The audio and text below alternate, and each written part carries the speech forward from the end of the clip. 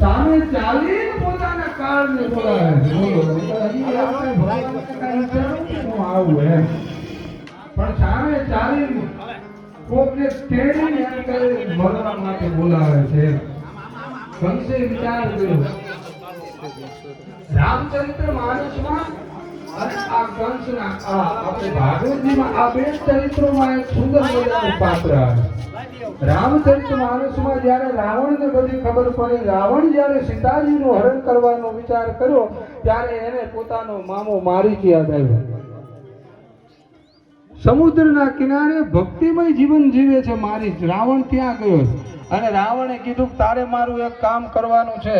પંચવટીમાં જેને રામ તરીકે બધા ઓળખે છે તેના ઘરેથી જે સીતા છે એનું મારે હરણ કરવાનું છે. તારે કાંચન મૃગ એટલે કે સોનાનું મૃગ બની જવાનું છે. ત્યારે મારીચે અદ્ભુત વાત કરી, બહુ સમજાયું રાવણને કે તને ખબર છે રામ કોણ છે?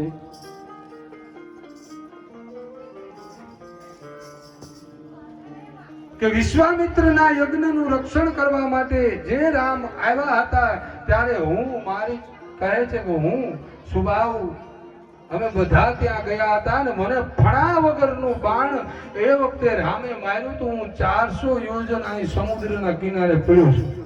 એ રામ સાથે તારે વેર કરવાની વાત કરે છે. પછી રાવણે બહુ કીધું. મારીચે મનમાં વિચાર કર્યો કે જો હું આ પાપી આ દુષ્ટનું કામ નહીં કરું તો આની હાથે મારું મૃત્યુ છે.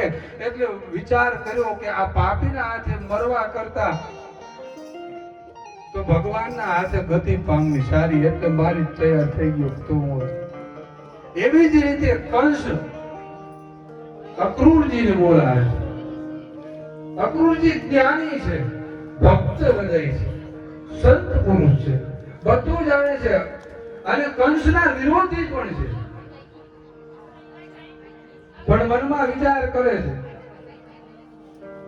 કે મને પરમાત્માના દર્શન થશે. જે મેં ભગવાનના ચરિત્રો સાંભળ્યા છે ને જે ભગવાનના વખાણ સાંભળ્યા છે એ જોતા મને એવું લાગે છે કે પરમાત્મા અવશ્ય કૃપા કરશે આ પાપીને. એટલે પછી અક્રૂર